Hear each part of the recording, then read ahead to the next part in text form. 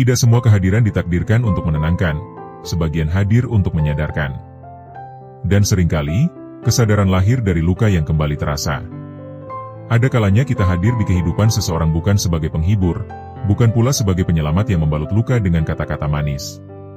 Kita datang sebagai getaran jiwa yang jujur, sebagai cermin yang memantulkan kembali apa yang selama ini mereka sembunyikan rapat-rapat di kedalaman batin. Kehadiran seperti ini kerap disalahpahami. Disangka membawa masalah, dianggap membawa kegelisahan, bahkan dituding sebagai sumber ketidaknyamanan.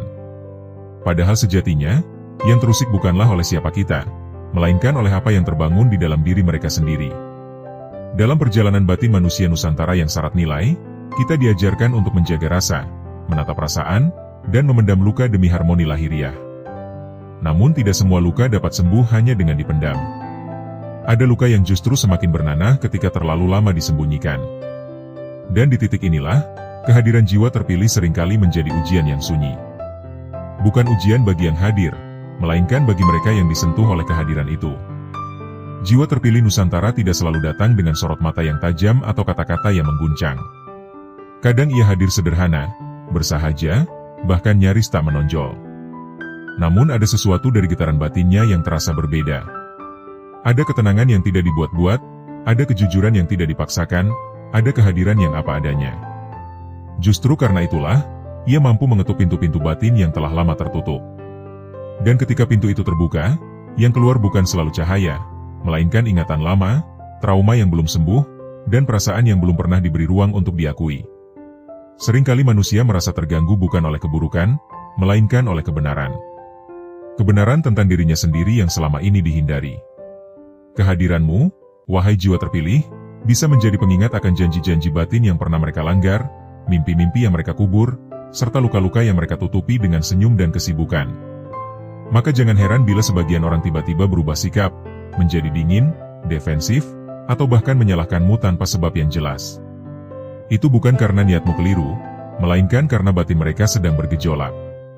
Dalam kebudayaan Nusantara, luka batin sering diwariskan secara halus. Ia turun melalui pola asuh, cara berbicara, hingga cara mencintai. Banyak orang tumbuh dengan ajaran untuk kuat, sabar, dan diam. Namun sedikit yang diajarkan cara menyembuhkan diri. Akibatnya, luka-luka itu tetap tinggal, bersembunyi di balik peran sosial dan kewajiban hidup. Ketika seseorang dengan kesadaran jiwa yang lebih jernih hadir, luka itu merasa terancam. Bukan karena ingin disakiti, tetapi karena takut terlihat. Kehadiranmu mungkin membuat mereka merasa tidak nyaman tanpa tahu alasannya. Ada kegelisahan yang muncul, ada emosi lama yang bangkit, ada perasaan tersinggung yang terasa berlebihan. Semua itu bukanlah serangan terhadap dirimu, melainkan panggilan batin yang selama ini diabaikan. Jiwa terpilih sering menjadi pemantik, bukan karena ia sengaja menyalakan api, tetapi karena ia membawa cahaya.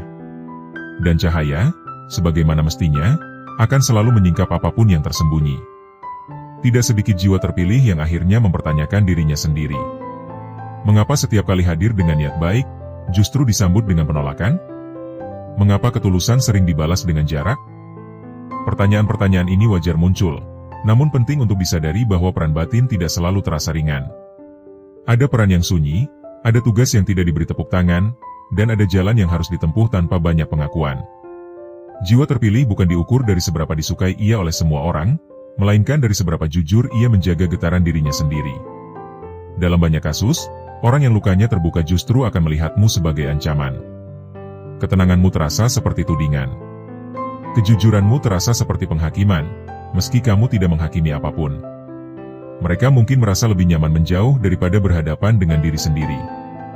Dan itu adalah pilihan yang harus dihormati. Penyembuhan tidak bisa dipaksakan. Kesadaran tidak bisa dititipkan. Setiap jiwa memiliki waktunya masing-masing.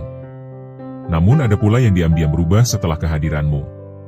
Mereka mungkin tidak mengucapkan terima kasih, tidak mengakui peranmu, bahkan mungkin tidak lagi berada dalam hidupmu. Tetapi di kedalaman batin, ada sesuatu yang bergerak. Ada kesadaran yang mulai tumbuh, ada luka yang akhirnya berani dirasakan, ada perjalanan penyembuhan yang diam-diam dimulai. Disitulah letak kemuliaan peran jiwa terpilih, bekerja tanpa harus terlihat, memberi tanpa harus memiliki, dan hadir tanpa menuntut pengakuan. Jiwa terpilih Nusantara sejatinya membawa nilai luhur leluhur, keselarasan antara rasa, cipta, dan karsa. Ia tidak datang untuk merusak tatanan, tetapi untuk mengembalikan keseimbangan yang telah lama miring. Namun proses pengembalian ini tidak selalu nyaman. Seperti tulang yang disetel ulang, rasa sakit sering menjadi bagian dari penyembuhan. Luka yang terbuka bukan pertanda keburukan, melainkan tanda bahwa ada sesuatu yang akhirnya diberi perhatian. Maka jika hari ini kamu merasa kehadiranmu sering memicu reaksi yang tidak terduga, jangan lekas menyalahkan diri. Renungkan dengan jernih, apakah mungkin jiwamu sedang menjalankan perannya. Tetaplah rendah hati, tetaplah santun, dan tetaplah menjaga niat. Tidak semua yang terluka akan memahaminya sekarang. Tidak semua yang terusik akan siap sembuh hari ini. Tugasmu bukan mengubah mereka, melainkan menjaga agar cahayamu tidak padam oleh kesalahpahaman. Dalam kesunyian batin, jiwa terpilih belajar menerima bahwa tidak semua orang siap melihat dirinya sendiri. Dan itu bukan kegagalan, melainkan bagian dari hikmah perjalanan jiwa. Sebab pada akhirnya, setiap pertemuan memiliki maksud, setiap getaran memiliki pesan, dan setiap luka yang terbuka menyimpan potensi kesembuhan yang besar. Sebagai pembuka sebelum kita melangkah lebih jauh, marilah kita siapkan hati dengan tenang dan pikiran dengan jernih. Apa yang akan dibahas bukan untuk menghakimi siapapun, melainkan untuk memahami peran jiwa dengan lebih bijaksana. Dengan bahasa yang santun dan rasa yang terjaga, kita akan menelusuri tanda-tanda halus yang sering luput disadari. Kini, dengan penuh kesadaran dan kerendahan hati, mari kita bersama-sama masuk dan membahas 7 poin penting yang menggambarkan bagaimana kehadiran jiwa terpilih Nusantara dapat membuka luka batin lama yang belum sembuh, agar kita tidak lagi salah memahami peran diri, dan mampu menyikapinya dengan kebijaksanaan jiwa. 1. Orang tiba-tiba bersikap defensif atau menjauh. Ketika kehadiranmu membuat seseorang tiba-tiba berubah menjadi defensif atau memilih menjaga jarak, seringkali hal ini bukan disebabkan oleh kesalahan sikap atau ucapanmu. Reaksi tersebut lahir dari mekanisme batin yang bekerja secara otomatis untuk melindungi luka lama yang belum sembuh. Luka batin memiliki cara bertahan hidupnya sendiri. Ia akan bereaksi keras ketika merasa terancam, terutama saat ada energi lain yang mampu menyingkapnya tanpa disengaja. Jiwa terpilih Nusantara umumnya membawa ketulusan yang tidak dibuat-buat. Ketulusan ini terasa, jujur, bagi batin orang lain. Namun justru kejujuran inilah yang kerap memicu pertahanan diri. Mereka yang terbiasa hidup dengan topeng emosi, kepura-puraan rasa, atau kebohongan terhadap diri sendiri akan merasa terpojok oleh kehadiran seseorang yang hadir apa adanya. Bukan karena kamu menuntut apapun, melainkan karena keberadaanmu mengingatkan mereka pada kejujuran yang selama ini dihindari. Sikap defensif bisa muncul dalam berbagai bentuk. Ada yang tiba-tiba mudah tersinggung, ada yang sering menyanggah tanpa sebab jelas, ada pula yang memilih menjauh perlahan tanpa penjelasan. Semua itu merupakan tanda bahwa batin mereka sedang berusaha menjaga luka agar tidak tersentuh lebih dalam. Dalam konteks ini, menjauh bukan berarti membenci, melainkan upaya bertahan agar tidak perlu berhadapan dengan rasa sakit lama. Bagi jiwa terpilih, situasi ini sering terasa membingungkan. Niat yang lurus tidak selalu berujung pada penerimaan. Namun disinilah pelajaran batin bekerja. Tidak semua orang siap disentuh pada waktu yang sama. Tidak semua luka ingin dibuka sekarang. Kesadaran ini mengajarkan jiwa terpilih untuk tidak memaksa kehadirannya diterima, melainkan tetap menjaga adab, kesantunan, dan ketenangan, meski harus mengambil jarak dengan lapang dada. 2. Mereka merasa tidak nyaman tanpa alasan yang jelas. Rasa tidak nyaman yang muncul tanpa sebab logis adalah salah satu tanda paling halus dari luka batin yang terbangun. Seseorang mungkin tidak bisa menjelaskan mengapa ia gelisah, mengapa hatinya terasa berat, atau mengapa pikirannya resah saat berada di dekatmu. Ketidaknyamanan ini bukan datang dari perilaku lahiriah, melainkan dari pertemuan dua energi batin yang saling memengaruhi. Jiwa terpilih sering membawa frekuensi kesadaran yang lebih tenang dan jernih. Ketika frekuensi ini bertemu dengan batin yang penuh konflik terpendam, maka gesekan pun terjadi. Gesekan ini terasa sebagai kegelisahan, kecanggungan, atau keinginan untuk segera menghindar. Bagi mereka yang terbiasa menekan perasaan, kehadiranmu menjadi ruang yang terlalu sunyi, karena dalam kesunyian itulah suara luka mulai terdengar. Ketidaknyamanan ini sering disalahartikan sebagai firasat buruk atau ketidaksukaan personal. Padahal yang sebenarnya terjadi adalah proses batin yang belum siap diterima oleh kesadaran mereka. Luka-luka lama yang belum pernah diberi ruang untuk dirasakan kini mengetuk pintu, dan batin pun bereaksi dengan rasa tidak nyaman sebagai sinyal bahaya. Bagi jiwa terpilih, penting untuk memahami bahwa rasa tidak nyaman orang lain bukanlah tanggung jawab yang harus dipikul sepenuhnya. Tugasmu bukan membuat semua orang merasa nyaman, melainkan tetap setia pada kejujuran jiwa. Selama niatmu baik dan sikapmu santun, ketidaknyamanan yang muncul adalah proses batin mereka sendiri. Memahami hal ini membantu jiwa terpilih untuk tidak merasa bersalah berlebihan atau menekan dirinya demi diterima. 3. Muncul emosi lama, marah, sedih, atau tersinggung berlebihan. Salah satu tanda paling nyata ketika luka batin terbuka adalah munculnya emosi lama yang intens dan seringkali tidak proporsional. Marah yang berlebihan, sedih yang mendalam tanpa sebab jelas, atau rasa tersinggung yang tampak berlebihan biasanya bukan reaksi terhadap situasi saat ini, melainkan gema dari masa lalu yang belum selesai. Kehadiran jiwa terpilih berfungsi seperti pemantik ingatan batin. Tanpa sengaja, sikapmu, kata-katamu, atau bahkan keheninganmu bisa membangkitkan kembali pengalaman lama yang pernah melukai mereka. Luka tersebut mungkin berasal dari relasi masa kecil, kegagalan yang tidak pernah diikhlaskan, atau pengkhianatan yang tidak pernah benar-benar disembuhkan. Ketika luka itu tersentuh, emosi lama pun muncul seolah baru terjadi kemarin. Seringkali, emosi tersebut diarahkan kepadamu karena kamu hadir di saat luka itu bangkit. Padahal sesungguhnya kamu bukan penyebabnya. Kamu hanyalah pemicu kesadaran. Inilah yang membuat jiwa terpilih kerap berada pada posisi yang sulit, disalahkan atas sesuatu yang tidak ia lakukan, dan dihadapkan pada luapan emosi yang bukan miliknya. Dalam kondisi seperti ini, kebijaksanaan jiwa sangat dibutuhkan. Menanggapi emosi lama dengan emosi baru hanya akan memperkeruh keadaan. Jiwa terpilih diajak untuk tetap tenang, menjaga tutur kata, dan tidak terpancing untuk membela diri secara berlebihan. Diam yang sadar seringkali lebih menyembuhkan daripada 1000 penjelasan. Sebab luka lama tidak membutuhkan argumen, melainkan kesadaran dan waktu. 4. Sering disalahpahami meski niatnya baik. Disalahpahami adalah pengalaman yang hampir tak terpisahkan dari perjalanan jiwa terpilih. Niat yang baik, kata yang lembut, bahkan kehadiran yang penuh empati bisa diterjemahkan secara keliru oleh mereka yang lukanya belum sembuh. Hal ini terjadi karena luka batin memengaruhi cara seseorang memandang realitas. Apa yang netral bisa terasa mengancam, apa yang tulus bisa dianggap manipulatif. Luka batin bertindak seperti lensa yang buram. Ia mengaburkan niat baik dan membelokkan makna. Ketika seseorang belum berdamai dengan dirinya sendiri, ia cenderung menafsirkan dunia berdasarkan rasa sakitnya. Maka tidak mengherankan jika jiwa terpilih sering dianggap terlalu diam, terlalu terang, atau terlalu berbeda. Perbedaan inilah yang memicu kesalahpahaman. Bagi jiwa terpilih, fase ini sering menjadi ujian kesabaran dan keikhlasan. Ada dorongan kuat untuk meluruskan, menjelaskan, dan membuktikan niat baik. Namun tidak semua kesalahpahaman bisa diselesaikan dengan kata-kata. Ada kalanya penjelasan justru memperpanjang konflik karena batin lawan bicara belum siap menerima kebenaran. Disinilah jiwa terpilih belajar makna keikhlasan yang lebih dalam. Berbuat baik tanpa harus dipahami. Hadir tanpa harus diakui. Melangkah tanpa menuntut penilaian. Kesalahpahaman bukan akhir dari kebaikan, melainkan bagian dari proses pemurnian niat. Selama langkahmu selaras dengan nurani dan nilai luhur, biarlah waktu dan kesadaran yang kelak meluruskan makna. 5. Ada yang merasa terintimidasi oleh ketenanganmu. Ketenangan yang lahir dari kedalaman jiwa seringkali bukan sesuatu yang netral bagi orang lain. Bagi batin yang penuh kegaduhan, ketenangan justru bisa terasa mengancam. Inilah sebabnya mengapa sebagian orang merasa terintimidasi oleh kehadiran jiwa terpilih, meskipun tidak ada sikap merendahkan, tidak ada kata yang menyudutkan, dan tidak ada niat untuk menunjukkan keunggulan apapun. Ketenanganmu bukan ketenangan kosong. Ia lahir dari proses panjang berdamai dengan diri sendiri, dari luka yang telah dihadapi dengan jujur, dari kelelahan batin yang akhirnya menemukan makna. Namun bagi mereka yang masih berperang dengan dirinya sendiri, ketenangan seperti ini menjadi cermin yang terlalu jujur.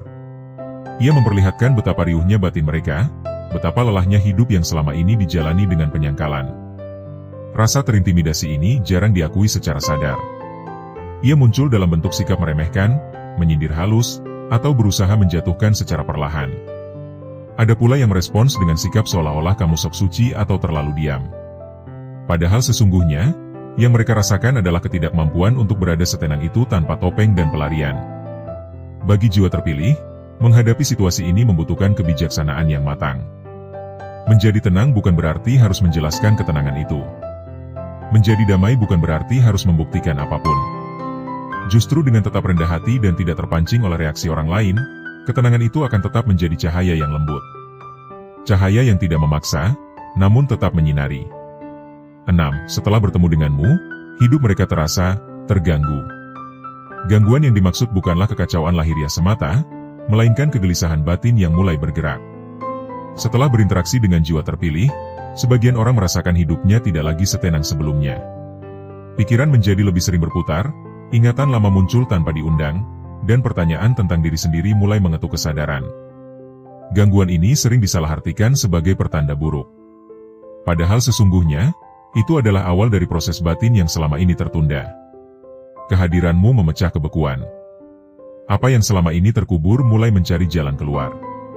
Dan seperti luka yang lama tertutup, saat pertama kali dibuka kembali, rasa perih memang tak terelakkan.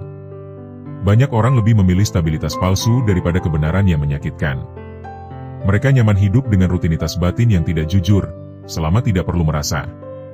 Maka ketika kehadiranmu mengganggu kenyamanan itu, wajar jika muncul penolakan.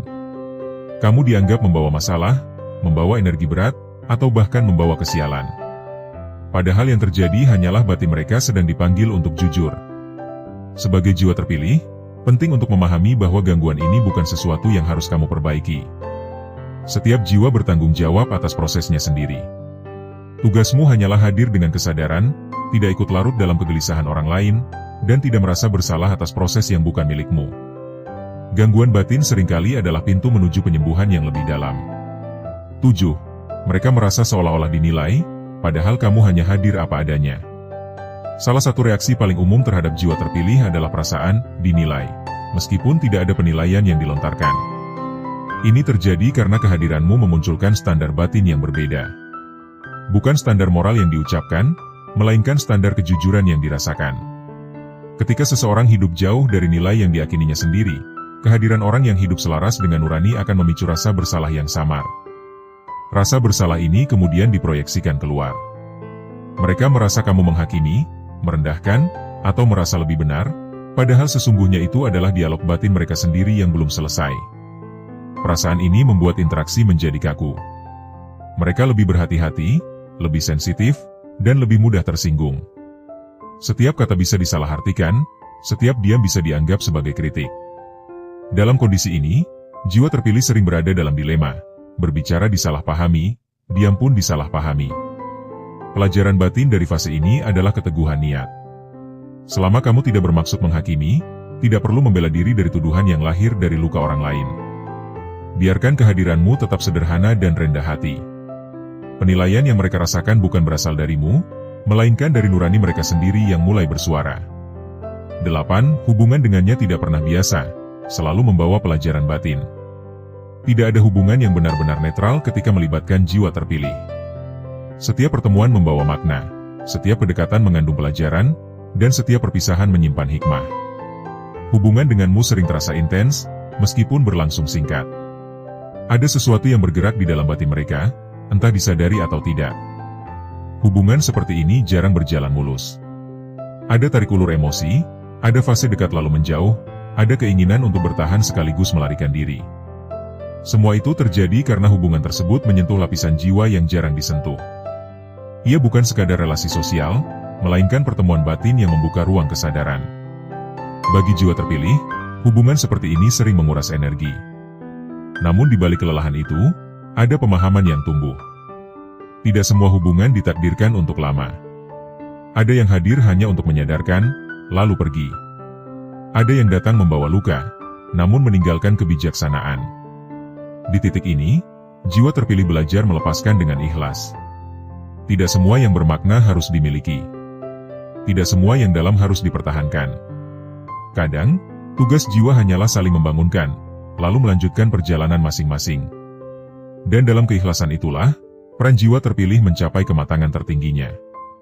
Pada akhirnya, seluruh pembahasan tentang jiwa terpilih Nusantara ini membawa kita pada satu pemahaman yang utuh dan mendalam, bahwa tidak semua kehadiran di dunia ini ditakdirkan untuk terasa nyaman, dan tidak semua ketidaknyamanan berarti keburukan. Ada jiwa-jiwa tertentu yang hadir bukan untuk menghibur luka, melainkan untuk membangunkannya. Bukan untuk merusak kedamaian semu, tetapi untuk menyingkap kebenaran batin yang selama ini disembunyikan. Jiwa terpilih berada di jalur ini, jalur sunyi yang sering disalahpahami, namun syarat makna. Dari awal hingga akhir pembahasan, terlihat jelas bahwa kehadiran jiwa terpilih seringkali menjadi pemantik proses batin yang tidak sederhana. reaksi defensif, rasa tidak nyaman, luapan emosi lama, kesalahpahaman, rasa terintimidasi, gangguan batin, perasaan dihakimi, hingga hubungan yang terasa berat namun bermakna. Semuanya bukan kebetulan. Semua itu adalah respons alami dari luka-luka batin yang belum sembuh ketika bertemu dengan energi kesadaran yang lebih jujur. Jiwa terpilih tidak menciptakan luka tersebut, ia hanya menyentuhnya.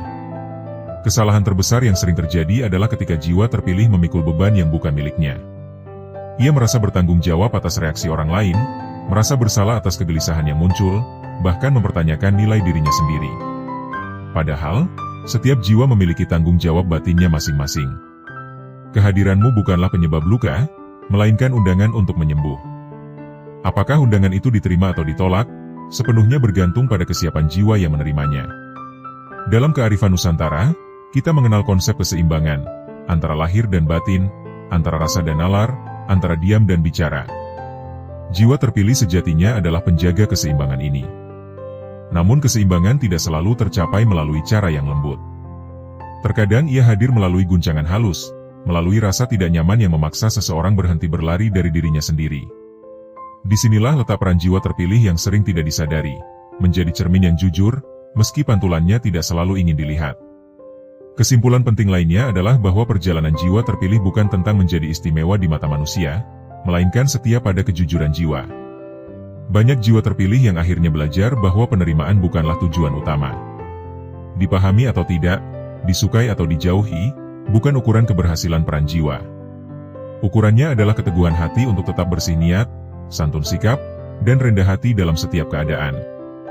Ketika hal ini terjaga, maka apapun reaksi yang datang tidak akan menggoyahkan inti diri.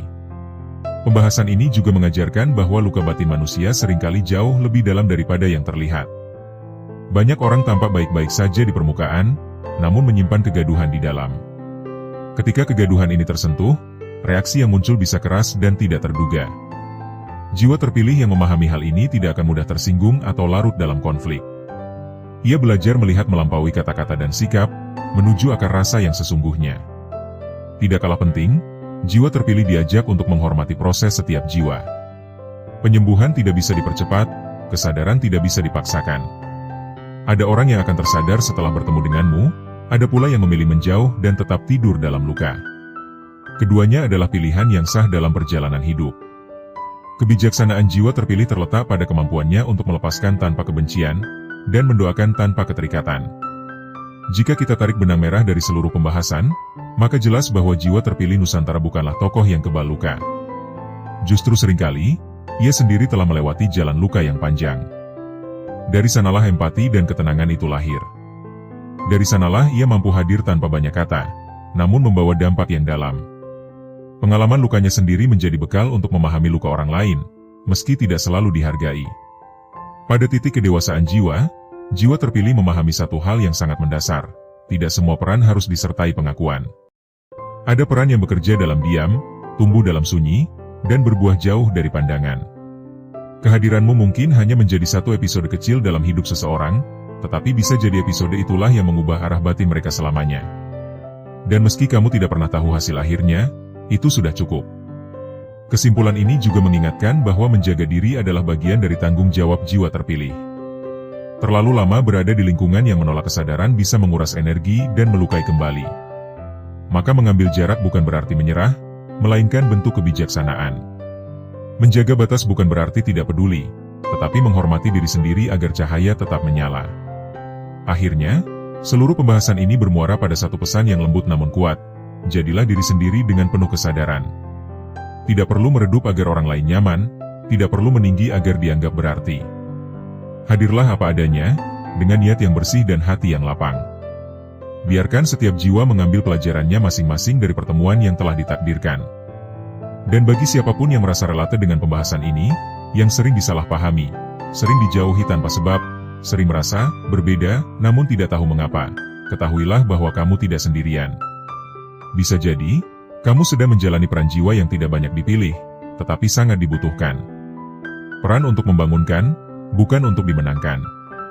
Sebagai kata penutup untuk channel YouTube ini, semoga setiap pembahasan yang disampaikan bukan hanya menjadi tontonan, tetapi menjadi teman renung di saat sunyi. Semoga setiap kata yang terdengar mampu mengetuk kesadaran, bukan menghakimi, dan mampu menenangkan, bukan menakutkan. Jika pembahasan ini terasa dalam, mungkin karena jiwamu sedang mengerti. Jika terasa berat, mungkin karena ada luka yang sedang meminta diperhatikan. Terima kasih telah meluangkan waktu, rasa, dan kesadaran untuk menyimak hingga akhir. Semoga Allah senantiasa membimbing langkah kita dalam memahami diri, memahami sesama, dan memahami peran jiwa yang sedang kita jalani. Sampai jumpa di pembahasan berikutnya. Tetap jaga hati, jaga niat, dan tetaplah menjadi cahaya, meski tidak selalu terlihat, namun selalu berarti.